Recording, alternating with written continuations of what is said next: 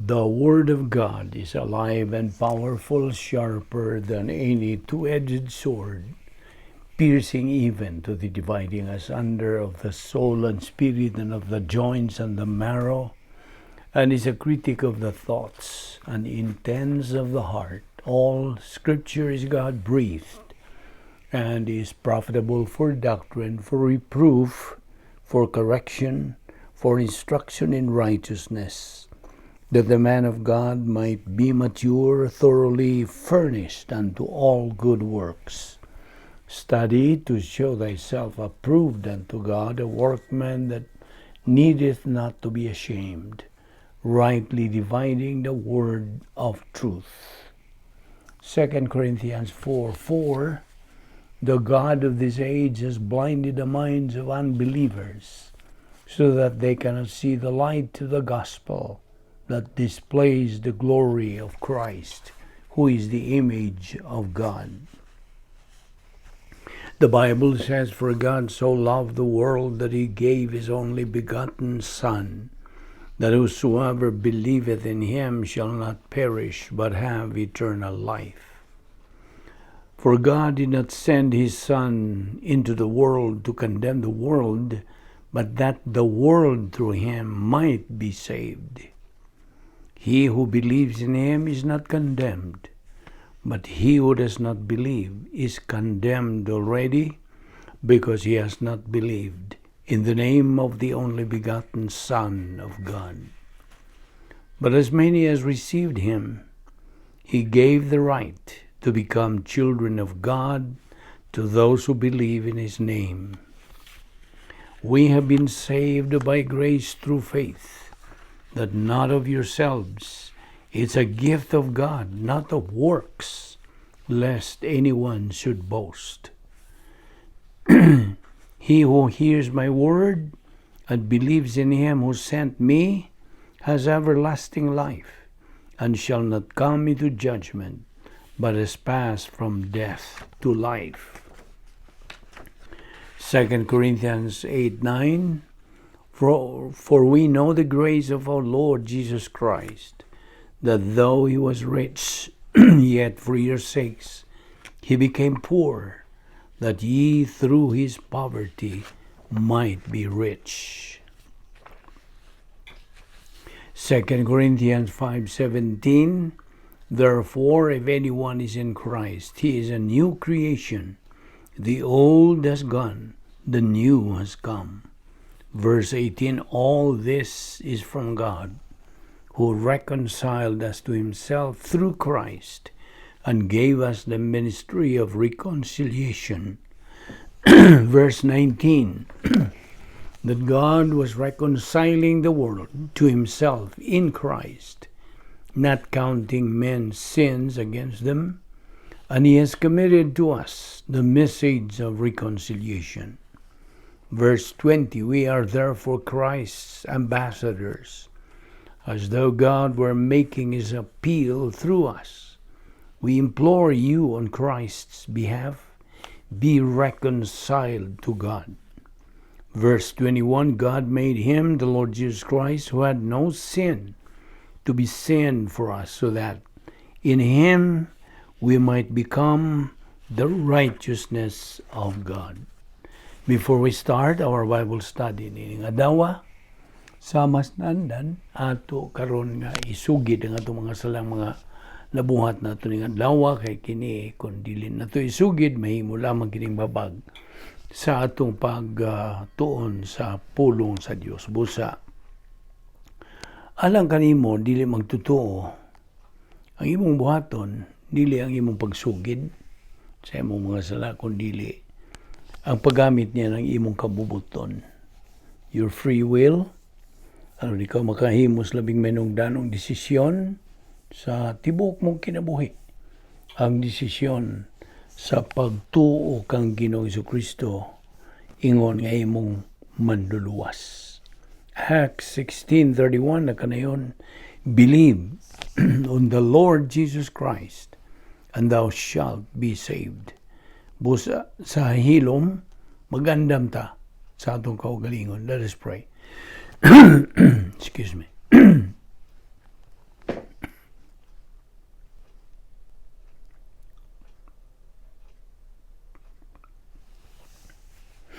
Magampo tabala na mga Dios, nagapasalamat kami kanimo ninilay nga usab nga adlaw nga among pahimusla ng imong grasya pagtuon sa imong pulong. Ubani kami karon sa pag-concentrate sa imong igatudlo kanamo. Pinagis pagtudlo kanamo sa balang Espiritu Santo, the only teacher of truth. Kining tanan namong gipasalamatan sa ngalan ni Ginoong Hesukristo. Amen. Maayong adlaw sa tanan na itong mga kaigsuunan diyan ni Kristo, atong mga higala, atong mga subscribers. Welcome sa inyong pagsalmot ning atong momentum, spiritual momentum atong ginabuhat adlaw-adlaw. Okay? So, di ta maglangan. Ang atong bago na usab nga pagtulunan nining adlaw giuluhan kini og is Jesus the only way? Mao kini ang atong uluhan. Si Ginoong Hesukristo bagyod ang bugtong paagi o dalan. Okay. Una sa tanan, kitang mga magtutuo, gipahinumduman sa pulong sa Dios na sumala sa gipanulti sa atong Ginoong Hesukristo diha sa Juan 14:6, nagakanayon siya, I am the way, the truth, and the life. No one comes to the Father but by me. Kana nagpasabot nga kuha nato kanang dalan. Siya lang. Siya lamang ang dalan, agianan, ang atong kaagian ngadto sa kaluwasan. Si Ginoong Hesukristo ra ug wa nilain. Gani diha sa Acts 4:12 unsay gisulti. Neither is there salvation on any other under heaven given among men whereby we must be saved. Now, kitang mga magtotoo, gipahinumduman sa pulong sa Dios nga kita nakaangkon sa daghang mga benepisyo niadtong higayon nga mihimo kita sa labing manungdanong desisyon sa tibuok tang kinabuhi. Ang desisyon sa pagdawat, pagtuo kang Ginoong Hesukristo nga atong manluluwas. Kini ang mga benepisyo, mga kaayuhan nga atong nadawat niadtong higayon gayon nga migamit kita sa ato kabubuton sa pagtuo kang Kristo. Diyan ay higayon na kita gipunit sa Espiritu Santo, dungan ito higayon, atong ituuan si Ginoong Hesukristo. Gipunit kita o gibutang kita sa atong pagkahiusa, pagkadugtong ngadto kang Ginoong Hesukristo. O kining pagkahiusa, wala na katapusan, hangtod na kanas kahangturan. God, the Holy Spirit, picks us up and put us in union with Christ through the baptism of the Holy Spirit. Unya gawas pa niini, kita na matarong, kita gihatagag kinabuhing dayon, kita gisuluban nas pagkamatarong sa Dios. Kung mutanaw ng Dios kanato, dili na ta mga hinukman, kundili na matarong na, justified. Gawas pa niya na kita nahimong anak sa Dios. Nahimo na kita mga sakop sa harianong panimalay sa Dios. Ang atungan gisuwat na didto sa Lamb's Book of Eternal Life. Dili na ka na mapanas, di na ka na cannot be blotted out. Kana timailhan sa atong pagkakalifikado nga magapuyo uban sa Dios hangtod sa kahangturan. Gawas pa kita nahimong magtutuo, nahimong Kristohanon, nahimong bag-ong na tao pag-usab. Ang atong appointment with judgment is canceled. Kita naluwas, gilukat sa bililhong dugo ni Ginoong Hesukristo. Kini ang mga pipila sa mga benepisyo. Gawas pa gihatagan kita og kapatan ka mga butang nga dili na mabakwi. Irrevocable absolutes. Og kita nga mga magtutuo. Gimanduan sa pulong sa Dios. Human kita maluwas nga kita patun-on na karon sa pulong sa Dios. Segundo Pedro 3:18. Kay kining atong pagbuhat niining pagtuon adlaw-adlaw, mo kini ang proseso, mo kini ang protokol sa Dios nga kita magapakaon sa atong kalag aron kini magatubo og sa iyang pagtubo spiritually magakabot kita unya niya nang dapit nga may katakos na kita sa pagkinabuhi. Ug kanang maong ang atong gitumong nga makabot mao ang pagkahamtong espirituhanon. Segundo Pedro 3:18, ayaw ka nang kalimti kay mo ka nang mando sa Dios. Grow in grace and in the knowledge of our Lord and Savior Jesus Christ. Yan itong higayon ang atong gidawat sa Ginoong Hesukristo. Eternal life was imputed to us, and we were sealed permanently by God the Holy Spirit. Gitimbrihan kita. So, gawas nga gitimbrihan kita sa Espiritu Santo, kita nakadawat na niya ng kahigayunan nga makauban na kita sa Dios dito sa langit. Kay kita nahimo namang tagalangit matud pas Pilipos 3:20. Ug ato lang nadaog ang gitawag nga strategic victory. Nga kini mao man usab ang daog ni Jesucristo samtang dinhi siya sa unang paganhi, First Advent. Our Lord Jesus Christ won this victory on the cross. And then, ang tactical victory mo na kini ang atong giatubang nga atong kabuton o maangko nato kini kay mao man kini nga atong tumong that every believer's goal to achieve tactical victory. Now, there is a principle nga I would like to leave it to you. The ultimate in life and the purpose of life is to glorify the Lord Jesus Christ. That is the good.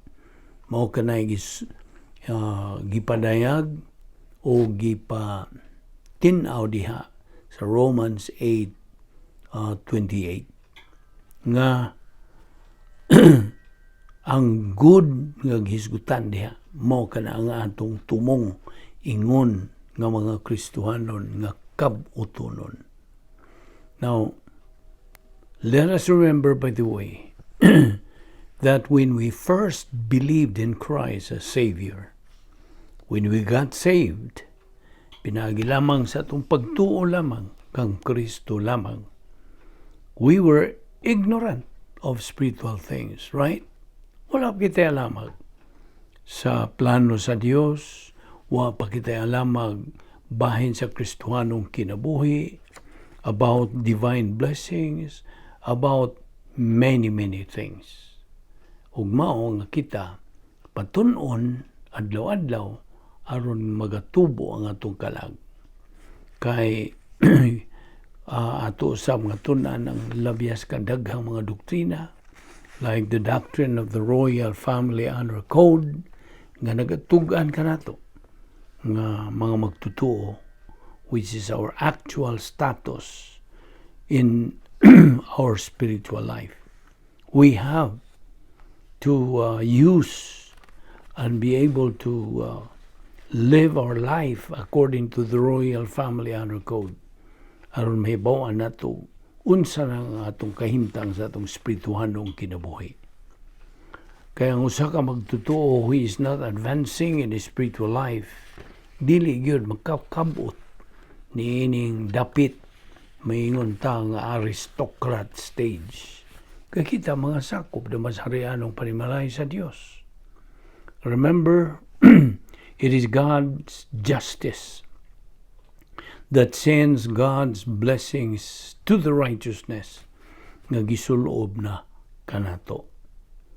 And then this tactical victory in the angelic conflict, kinahanglan atong dag-on pinagi sa atong paggamit sa atong kabubuton. Kay it is a matter of choice. Ang cross, the strategic victory of Christ over Satan, and the battlefield royalty of Christ are now historical facts. Ug busa ato mang nasayran nga ang tao sa iyang kinatibukan in his total self was in his total depravity. Mao kani ang kahimtang nato sa wa pa kita maluwas. In our total depravity tungod niyadtong formula nga ika-aplikar nga ni kanatong tanang mga katawhan. Adam's original sin plus old sin nature equals spiritual death. And God has solved this miserable condition of man. Yun sa niya pagsulbad. Pinagis pagpada sa iyang bugtong anak nga si Ginoong Kristo nganhi ining kagamay nga planeta aron siya mamatay tungod sa mga sala sa tibuok kalibutan. God only requires man to believe in His Son in order to be saved and go to heaven after he dies. Mora ka na. Ang gi-require nga gikinahanglan sa Dios. Apan ang tao doon na may kapilian. Duha ang iyang kapilian. To believe in Christ or to reject Christ. And you know, to believe in Christ, eternal life. But to reject Christ, eternal condemnation. So mao na nga kita gipahimangnuan na karon ingon nga mga magtutuo sa pagpadayon ni atong adlaw-adlaw nga pag tuon sa pulo sa Dios. Nga diin atong pagatun-an ang pipilang mga punto bahin sa kaluwasan aron maklaro gyud nimo nga giunsa nimo pagkaluwas. Walay laing kaluwasan kundili pinaagi lamang sa pagtuo lamang kang Kristo lamang. He is the only way to heaven.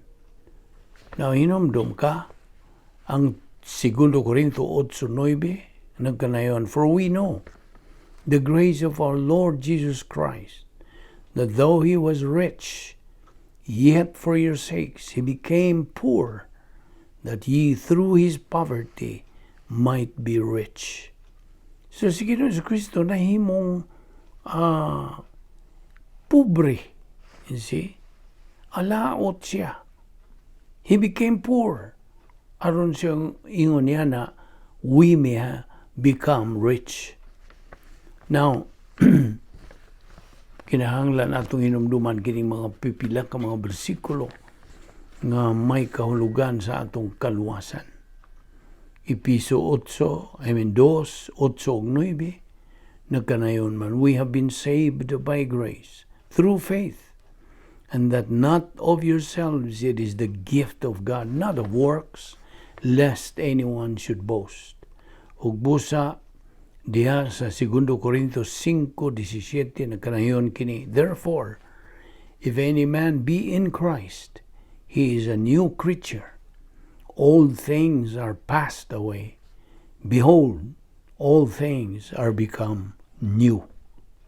Diyausab sa Juan 1:12, as many as received Him, to them He gave the right to become children of God, even to those who believe in His name. Diya sa Jeremias 29:13, He who truly seeks me will find me. Yan ay prinsipyo diha nga kinahanglan natong hinumduman. Wherever a member of the human race needs knowledge about God, God will provide information.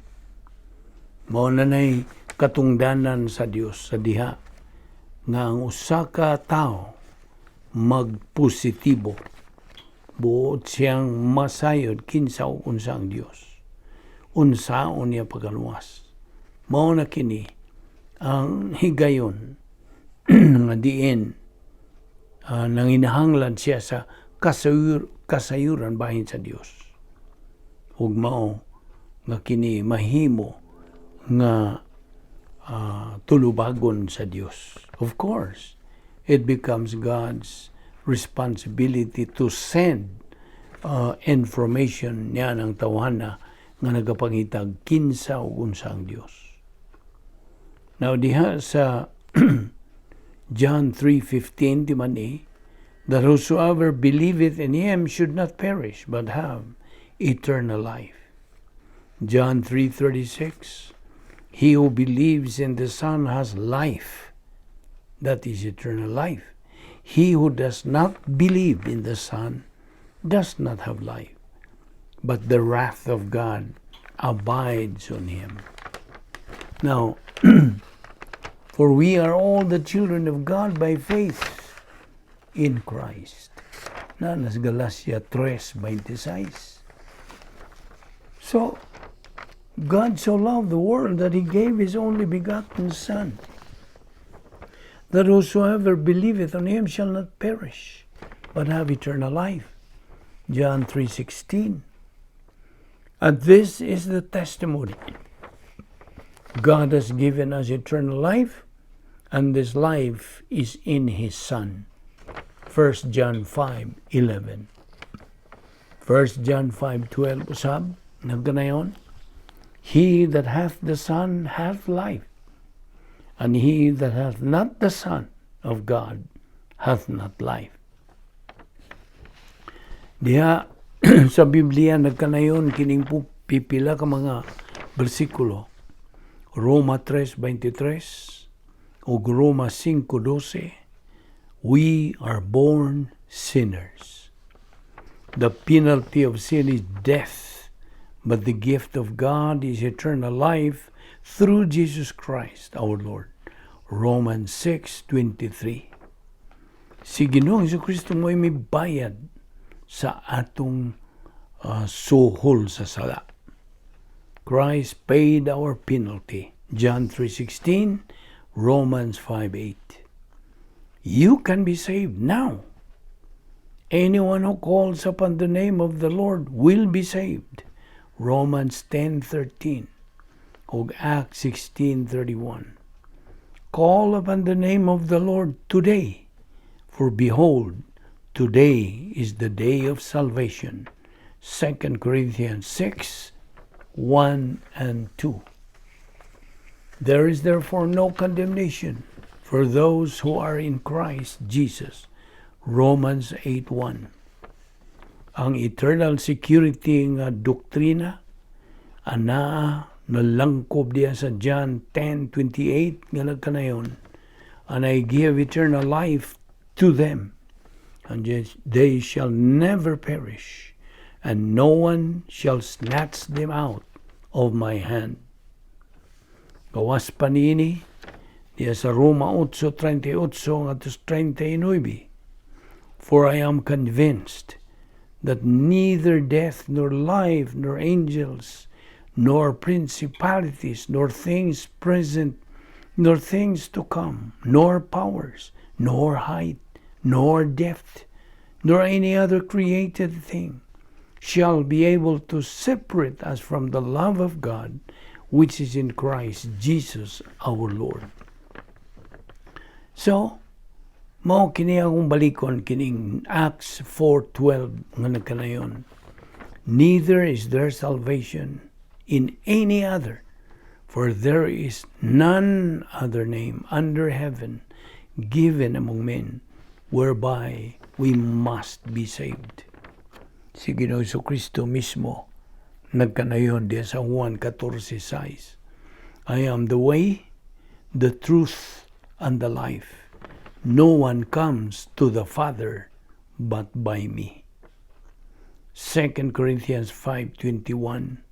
He, meaning God the Father, made him, ni Ginoong Jesucristo, who knew no sin, to be sin on our behalf. Diya sa John 15:13, our Lord Jesus Christ once said, greater love has no other than this, that one laid down his life for his friends. Dias Filipos 2:8, and being found in fashion as a man, he humbled himself and became obedient unto death, even the death of the cross.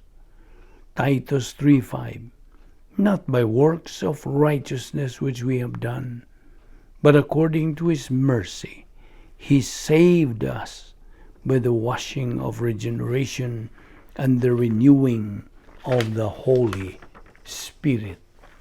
O aning pipila ka mga bersikulo nga akong ipahinomdom kanimo. Mao kini ang naing panghitabo sa atong pagkaluwas o nga kita na hiusa na diha kang Ginoong Jesucristo.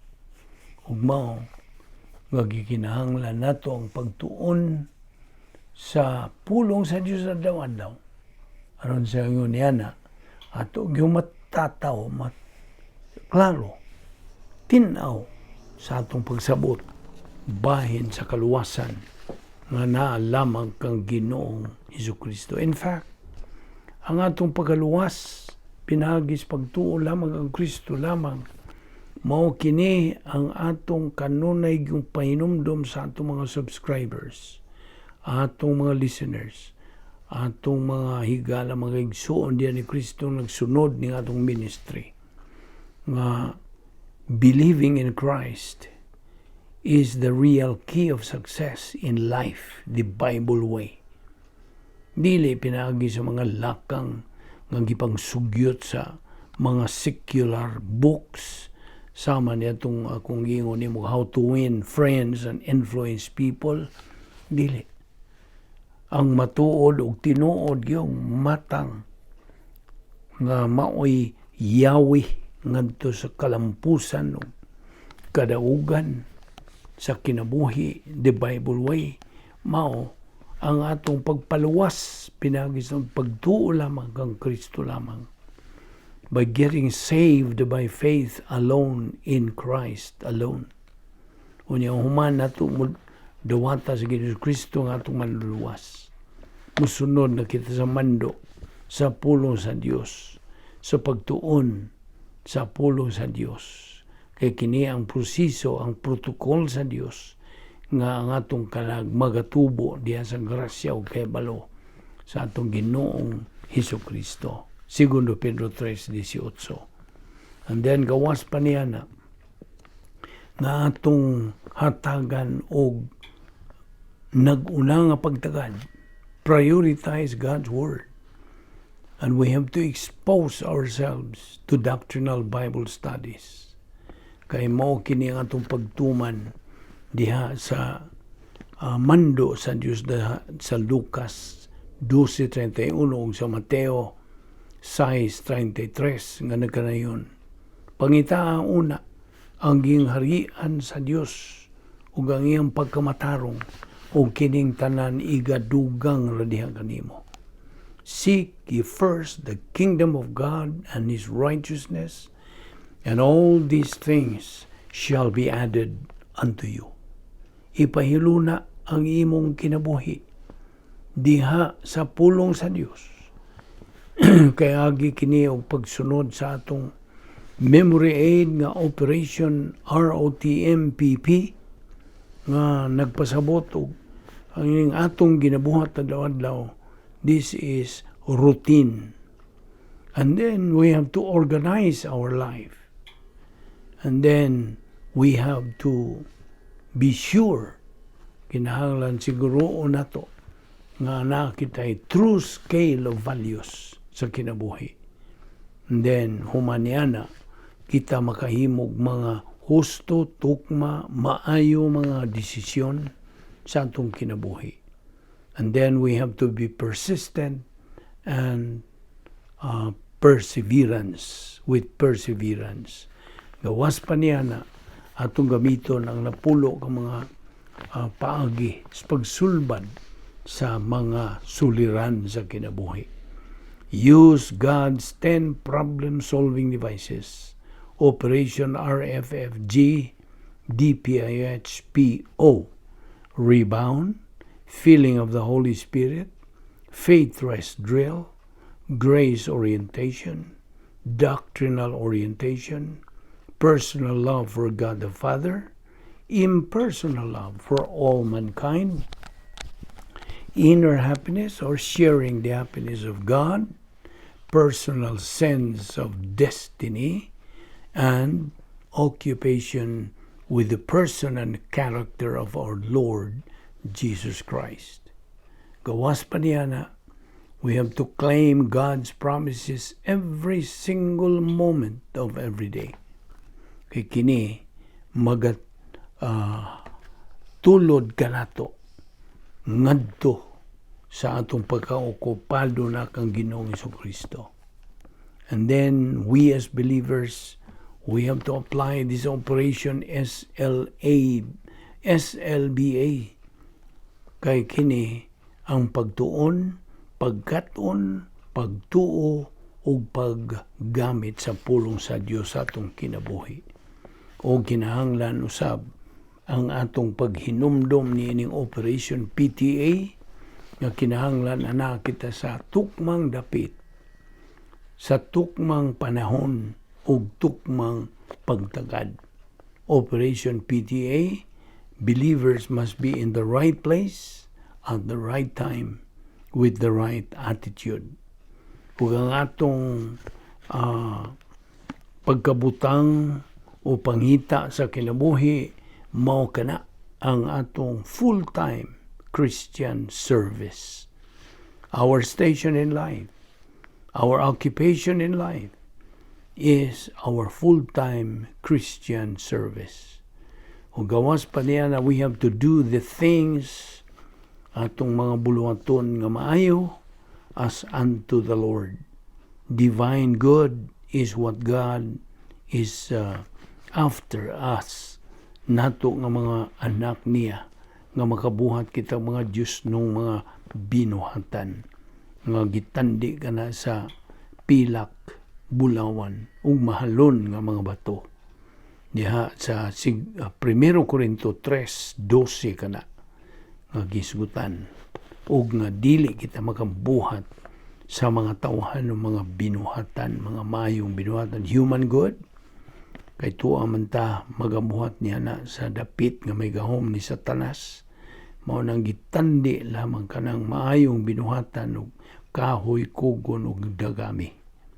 Nga kini sila gitawag sa English og combustible, dali ra masunog, musilaob o maugdaw ug walay ganti ikan sa Dios. Ang gantihan lamang, the only divine or good that is rewardable by God is the divine good.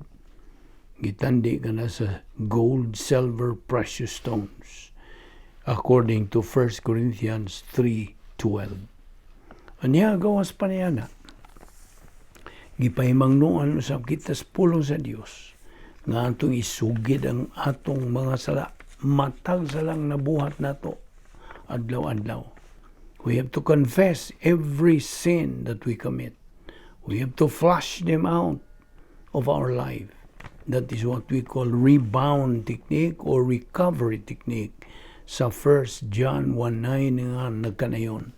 If we confess our sins, God is faithful and just to forgive us our sins and to cleanse us from all unrighteousness. And then we have to rest in the Lord. Pinagi sa faith, rest, life.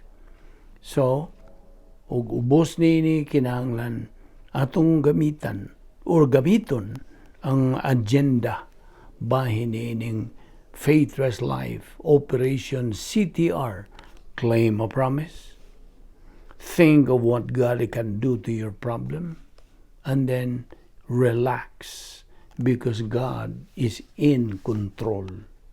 Gawas pa niya na we have to maintain humility. Atong pagpaubos kay kini is tantamount to being grace-oriented. When we maintain humility, kay nagabarog kita usab sa prinsipyo, the way up is the way down. We have to acknowledge that everything we are and we have in life, we don't deserve, we don't earn, nor work for. Wala gyud katakos. And then gawas pa niya na we have to resist evil by avoiding the wrong crowd in life. And then we also have to apply Operation VOG that dunay tulo ka mga pangutana niini. Ang naguna niini, unsa man ang buot sa Dios nga akong huna-hunaon. That is viewpoint, will of God. Viewpoint. Panguna-una, unsa may buot sa Dios nga akong huna-hunaon, nining adlaw.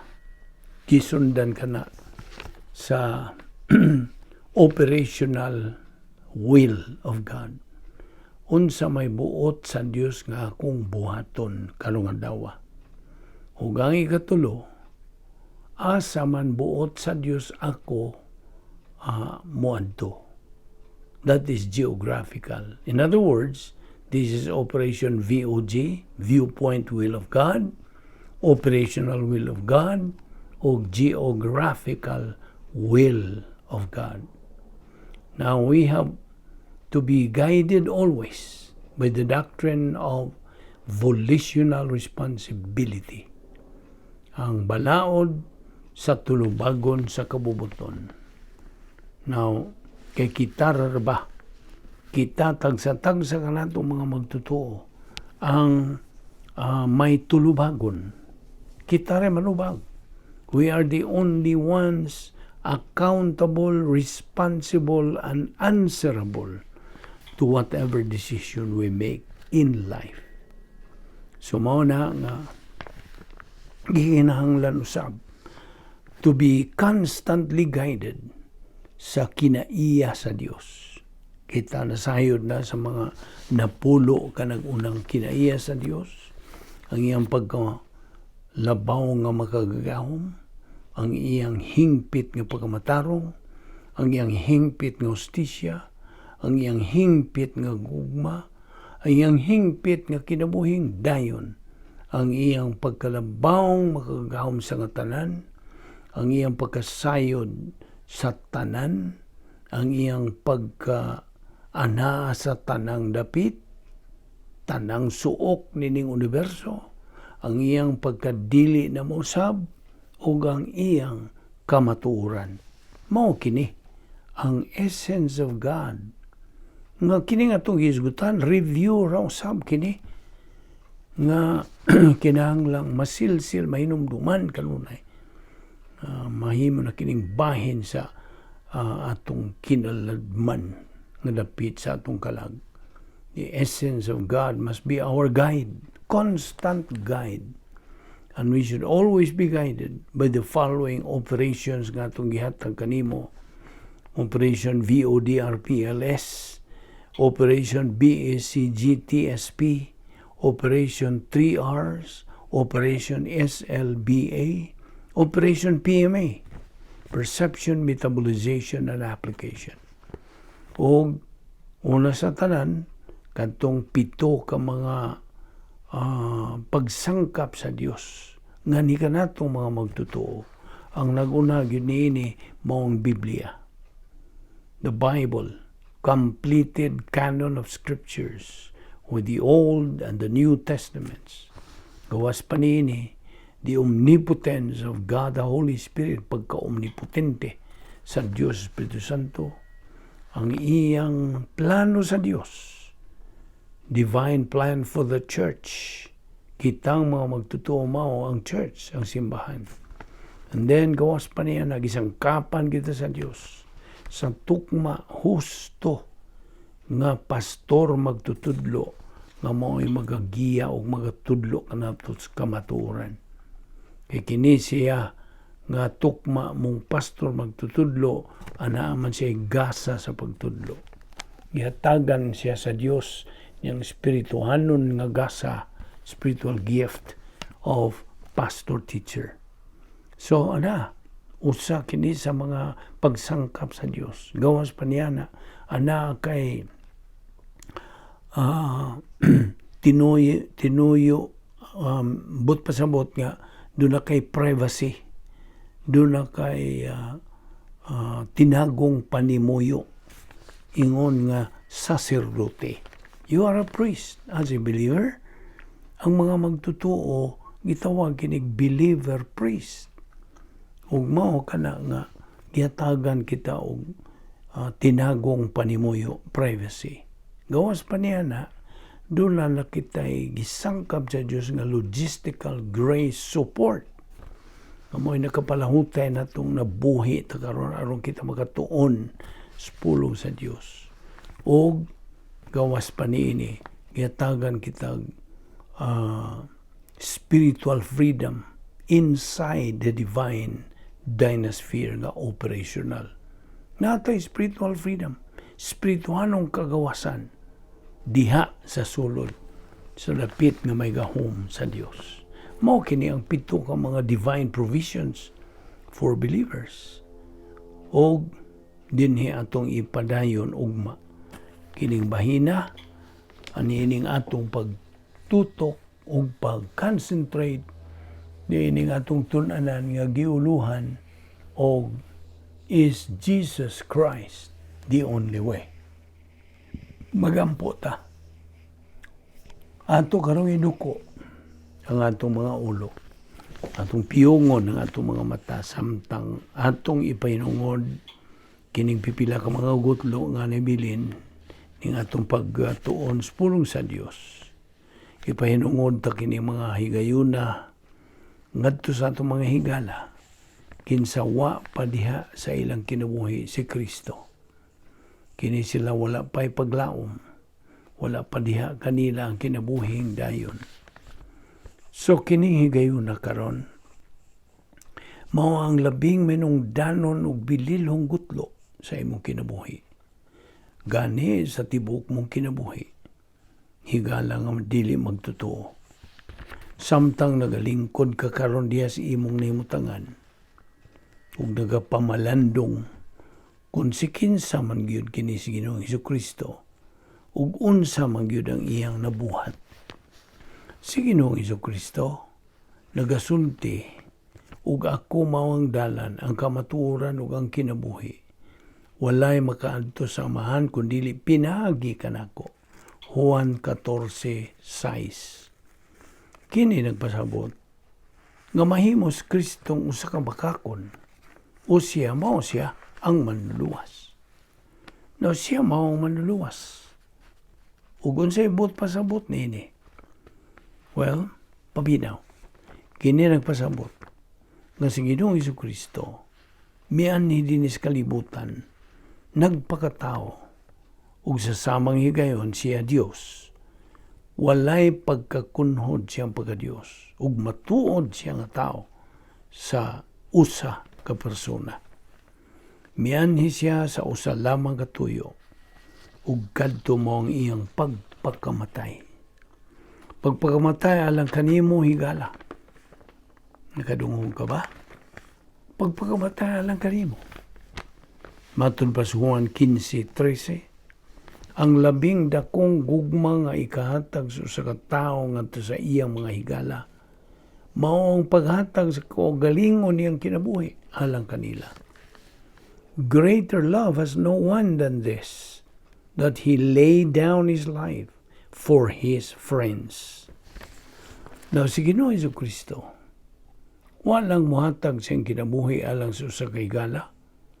Iyang gihatag iyang kaugalingong kinabuhi alang sa tibuok kalibutan. Bisan gani niya itong nagadumot kaniya. Bisan pa niya itong mga Fariseo nga nagadumot ug may kasilag kaniya. Namatay siya alang kanilang tanan. Oo, namatay siya alang kanila. Namatay siya alang kanimo higala. No, tingali, mangutana kag unsa may anaa ni ana. Ang kamay nung dano ni ana mao kini, paminaw.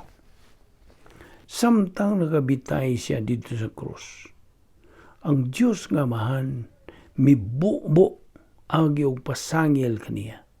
Mibubo sa tanang mga sala, sa tibuok kalibutan. Siya mismo, si Ginoong Jesucristo, hingpit nga Dios ug matuod nga tao.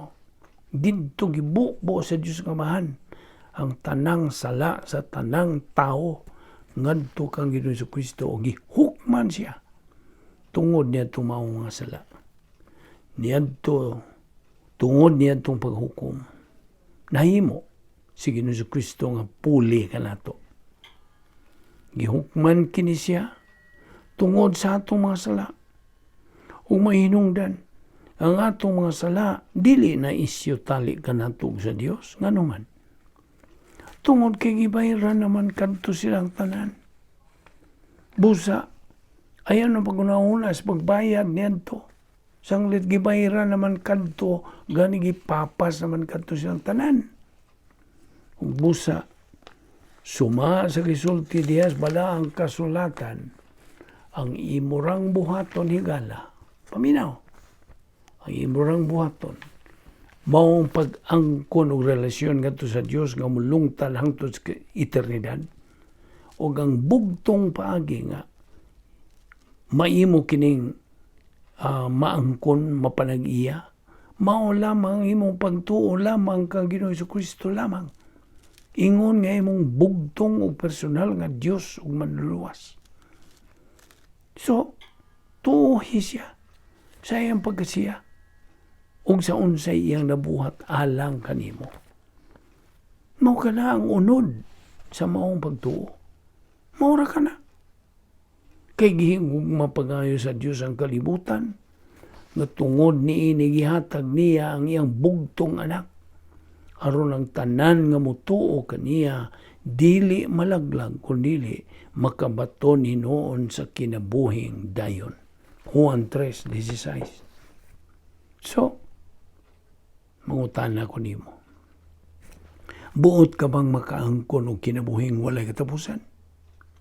O buot ka bang mahilangit? Higala. Namora kini ang bugtong pagi nga imong maangkon kini ug mahilangit ka. Si Ginoong Jesucristo lamang ang dalan ngadto sa kaluwasan. Wala na hilain. Busa, tumuo ka kang Ginoong Hesus ug ikaw maluwas. Mga buhat 16:31. Magampo ta. Balahan mo nga Dios, nagapasalamat kami kanimo nining matamis nga higayon sa among pagpakigambitay kanimo sa imong mga pulong. Salamat sa imong pagpatinaw kanamo bahin sa kaluwasan. Kaya si Ginoong Jesucristo lamang bugtong dalan sa kaluwasan. Bugtong paagi nga kami maluwas. Salamat niining kamatuoran nga among nakatunan. Naot nga kini masilsil gayon sa among limpatakan sa among kalag. Salamat ni grasya sa ngalan ni Ginoong Jesucristo. Amen.